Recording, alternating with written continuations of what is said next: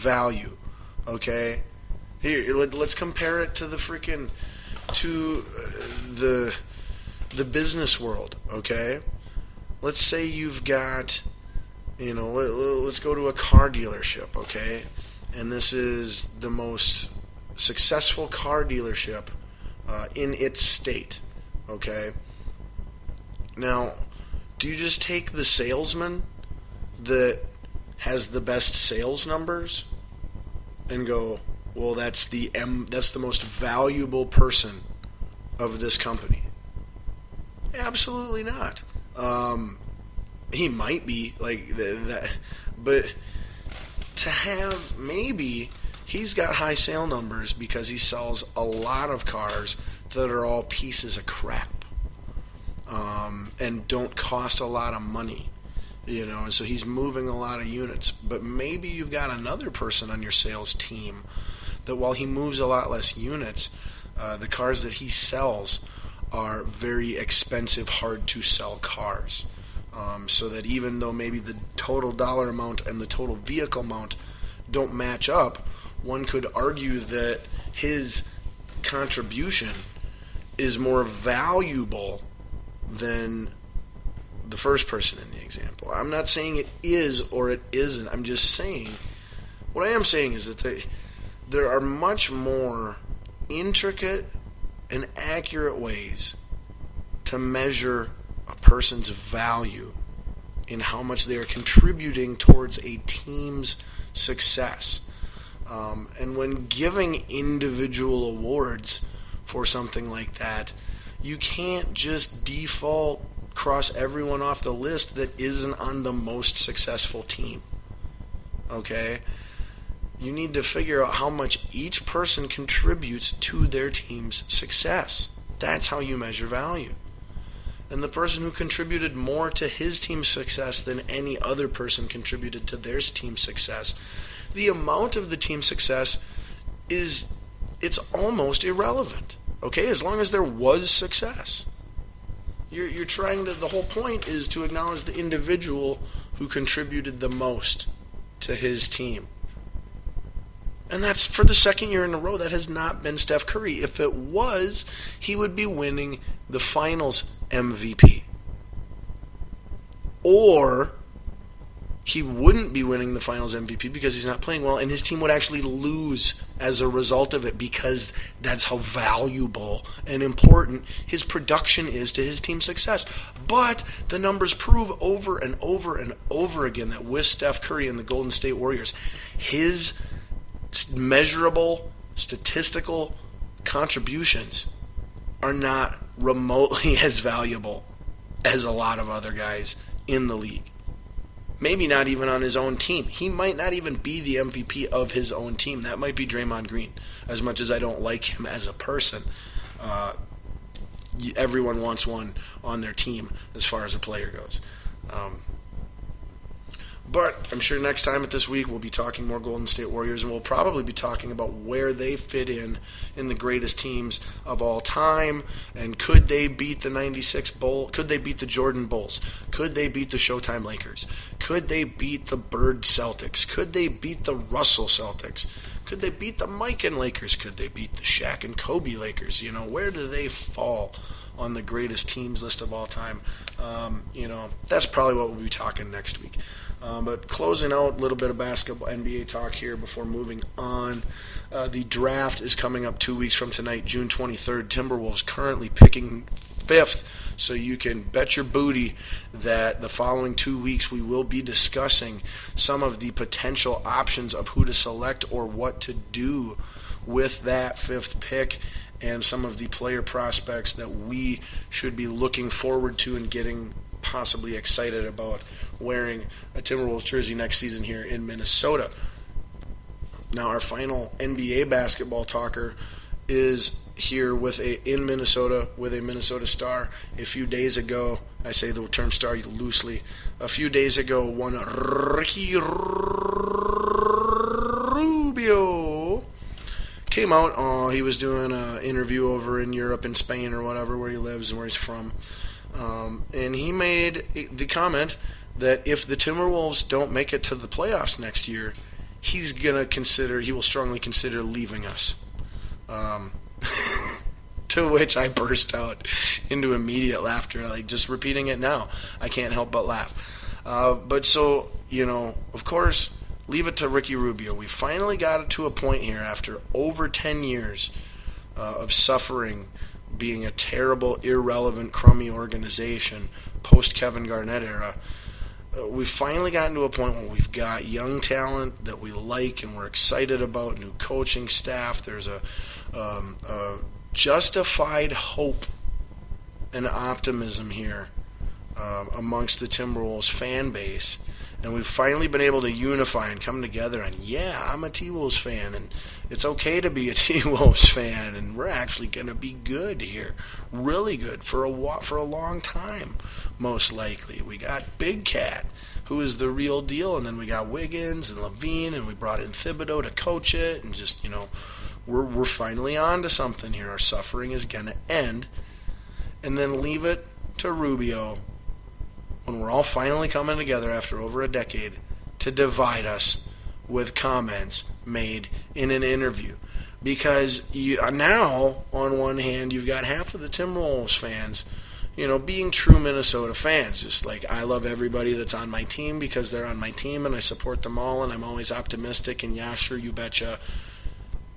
And we're going to be good and we're going to make the playoffs, don't you know? And we want to make the playoffs. I want to make the playoffs. That's half of the T-Wolves fans. But now you've got this whole other 50% of the fan base, myself included, that has no idea if I want us to make the playoffs next year a lot. And honestly, if I had to guess which way I'm leaning towards right now, I'm hoping that we don't make the playoffs last year. If that's what it takes to get Ricky Rubio off this team. I've said it countless times. Ricky Rubio will never be the regular starting point guard of a playoff team. Ever. Okay? And I'm standing true to that. Now, Ricky Rubio, here's the one thing I want to throw out at you. Now, maybe if we've got all this young talent and we've got this great coaching and every year you've been here we've never been able to make the playoffs, maybe you're part of the reason for that lack of success? Huh? Maybe? I think there's a Michael Jackson song out there you should listen to. It's called Man in the Mirror. Seriously, Ricky Rubio, who the hell do you think you are? What have you ever done, ever, to justify such a statement or even think that you have that kind of power or, entitlement to you, to that you're entitled to be on a team that makes the playoffs, and if they don't, then they're somehow not good enough for you? No, maybe you're not good enough to get a team to the playoffs being its starting point guard, and that is the problem. And it is, okay? It is. So, T-Wolves fans, we're hoping for the 5th pick in the draft to be point guard Chris Dunn from Providence, and we're hoping to trade Ricky Rubio on draft day, okay? That is what we are hoping for. Oh, man. Trade Ricky Rubio right now for a frickin' Fresca. It doesn't even need to be cold, okay? Anything, I'm sorry. Ricky Rubio is an okay basketball player, but he is not a starting point guard on an NBA playoff team. He's just not. He's a backup point guard, or he's the starting point guard on a team that's in the lottery every year, which, wow, look at his career. That's exactly what it's been. So I'm not basing this, Rubio hatred off of just, personal whims. It's based off of evidence. It's based off of fact, as almost everything is here on Balls Deep Sports Talk.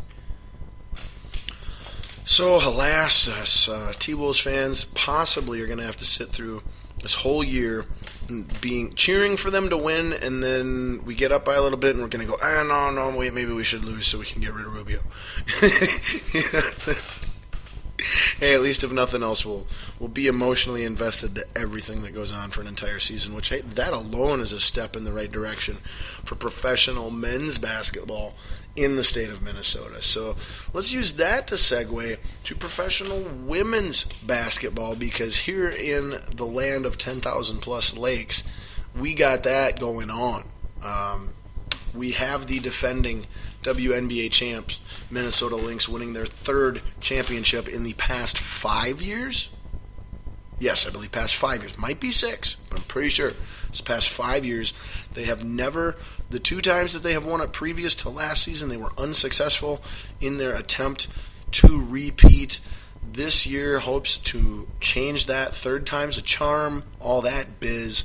And so far this year, they are off to an absolutely fantastic start, looking every bit like the juggernaut that we've come to know and love here over the last half a decade, watching women's professional basketball here in Minnesota.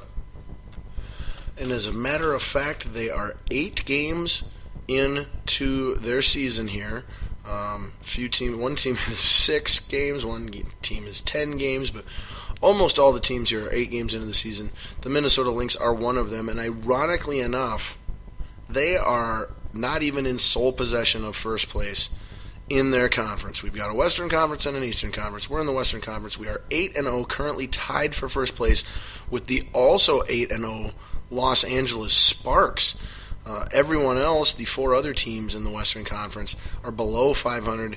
Dallas Wings and Seattle Storm both at 3-5. Phoenix Mercury, who is supposed to be really good, apparently this year they're not. They are 2-6, and the San Antonio Stars rocking the bottom at 1-5. Out east, there's only one team with a winning record through the first 8 games. That is the Atlanta Dream at 6-2. The Liberty of New York, the Indiana Fever, and the Chicago Sky are all at 4-4. The Washington Mystics are 4-6, and the Connecticut Sun are 1-7. I want to say that starting this year, they have a new playoff format for the WNBA that will not be, like, I want to say the only, it's going to be really similar to hockey in the sense that, your division winner, your conference winner, I should say, has an automatic bid, but everybody else, I want to say, is going to be just jumbled up into, the seeding is just going to be 1 through 4, best record to worst record, something like that. I want to say, don't quote me on that, but I'm pretty sure that's a change that they installed starting this season. We'll have to check out on that later on this season. But anyway, that last 2 to 5 minutes of WNBA talk was more than frickin' ESPN or Fox Sports or anybody gives you on a weekly basis total. And they're round-the-clock sports coverage. I'm just a one-man, once-a-week podcast. So, hey, kudos to me. All right. But with that means we are done with Balls Dribble now, and we can move on to our other topics. We've got a few of them. We've got Major League Baseball, of course, that we need to check in on. NFL, a little bit of news there. Tennis, we've got big news as well as championships to discuss there. WWE/pro wrestling, always take a look there because I'm a fan. And I didn't realize this at the top of the show, but I noticed it now. There is a tiny bit of horse racing news coming up for this weekend as well. So those are the topics remaining yet on the show for this week. A little over an hour right now. We'll definitely get it all in 2 or less. And if you've been paying attention and you're smart, you should actually be able to guess where the correct place for me to choose to go with our next topic is. If you can't figure it out, I'll just let you know right now. We're going to the world of professional tennis because the 2 things I stress every show, and I've said it tonight, is that all sports get equal attention, equal fairness, equal opportunity here on the show, and that priority is always given to championships and titles of some kind. Well, so that puts us then in the world of tennis based off of what's left, because this past weekend saw the second major tennis tournament of the professional tennis season, the French Open, come to a close this year. In the semifinals is where we left off on last week's show. Our matchups were Andy Murray versus Wawrinka. That was 2 seed versus 3 seed. Andy Murray won in 4 sets, 6-4, 6-2, 4-6, 6-2. The other semifinal matchup saw Novak Djokovic versus 13 seed Time. Novak won in straight sets, 6-2, 6-1, 6-4. Then in the finals,